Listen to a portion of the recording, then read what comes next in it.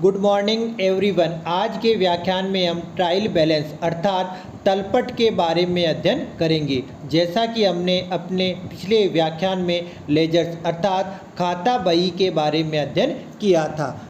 तलपट खाता बही में खोले गए विभिन्न खातों के शेष और योगों की एक सूची है, जिसके डेबिट एवं क्रेडिट दोनों पक्षों के जोड़ मिल जाने से यह प्रमाणित हो जाता है कि प्रत्येक लेन देन के दोनों पक्षों की खतौनी हो चुकी है तथा खाता बही में गणित संबंधी कोई अशुद्धि नहीं है। अब तलपट तैयार करने के उद्देश्य। नंबर 1, खातों की गणितीय शुद्धता की जांच। यह तलपट बनाने का मूलभूत उद्देश्य है।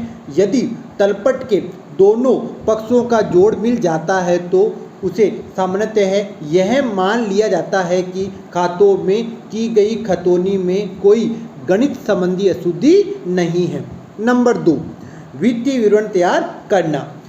तलपट में चूंकि सभी खातों के शेष उपलब्ध होते हैं तो इसकी सहायता से अंतिम खाते आसानी से तैयार किए जा सकते हैं। और नंबर 3, प्रत्येक खाते का संक्षिप्त विवरण अर्थात सारांश के रूप में कार्य।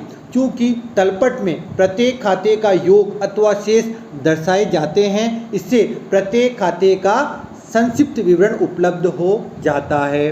अब तलपट तैयार करने की विधियाँ। तलपट तैयार करने की 3 विधियाँ हैं। Number 1, totals method, number 2, balance method और number 3, total and balance method. Number 1, totals method, जिसे योग विधि कहते हैं।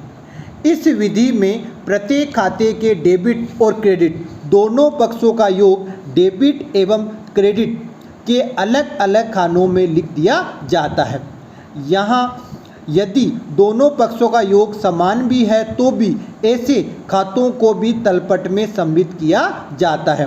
तत्पश्चात तलपट के दोनों पक्षों का योग लगा लिया जाता है। तलपट के दोनों पक्षों का योग यह जोड़ प्राय बराबर होता है। उस दशा में खातों में गणितीय शुद्धता का इसे प्रमाण माना जाता है। नंबर 2, बैलेंस मेथड, जिसे शेष विधि कहते हैं। इस विधि के अंतर्गत चूंकि समस्त खातों के शेषों द्वारा तलपट तैयार किया जाता है, अतः तलपट बनाने से पूर्व सभी खातों के शेष निकालना आवश्यक है। यहाँ यह ध्यान रखा जाना आवश्यक है कि जिस खाते का डेबिट शेष हो उस खाते के डेबिट शेष की राशि को तलपट में डेबिट खाने में लिखा जाता है। इसके विपरीत किसी खाते का क्रेडिट शेष होने पर उसकी राशि तलपट के क्रेडिट के खाने में लिखा जाएगा। जिन खातों के डेबिट एवं क्रेडिट योग बराबर हों उन खातों के चूंकि शेष शून्य हैं, अतः इस विधि से तलपट बनाने समय ऐसे खातों को तलपट में सम्मिलित नहीं किया जाता है। और number 3, total and balance method, योग एवं शेष विधि। यह विधि दोनों विधियों का संयोजन है, अर्थात इसमें कुल योग के साथ साथ शेष के कॉलम भी सम्मिलित किए जाते हैं। अब हमने जो तलपट तैयार करते हैं उसका क्या फॉर्मूला होता है वो दे रखा है। सबसे पहले ऊपर लिखते हैं ट्रायल बैलेंस ए जोन, अर्थात किस तारीख को अपन ट्रायल बैलेंस तैयार कर रहे हैं। सबसे पहले इसमें आता है सीरियल नंबर, उसके बाद में नेम ऑफ अकाउंट्स, खाते का नाम, फिर एलएफ और फिर डेबिट और क्रेडिट अमाउंट। अब इसके बाद में जो कई बार तलपट बनाने समय अशुद्धियाँ रह जाती हैं उनका किस तरह से समायोजन होता है वो बता रहे हैं। कभी कभी ऐसी स्थिति हो जाती है कि सारे प्रयासों के बावजूद तलपट के दोनों पक्षों का मिलान नहीं हो पाता।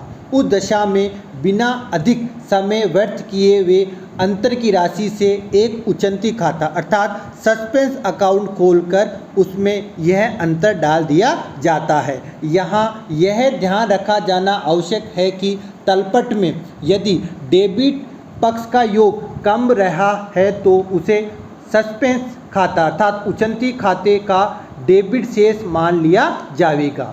एवं यदि क्रेडिट पक्ष का योग कम रहा है तो अंतर की राशि से सस्पेंस अकाउंट यानी उचंती खाते का क्रेडिट शेष मान लिया जाएगा। आगे जब भी अशुद्धियों का पता लग जाता है तो इसके सुधार की प्रविष्टि कर उचंती खाते अर्थात सस्पेंस खाते के माध्यम से की जाएगी, जिसके प्रभाव से उचंती खाता स्वतः ही बंद हो जाता है। इस प्रकार आज के व्याख्यान में हमने तलपट के बारे में अध्ययन किया। धन्यवाद।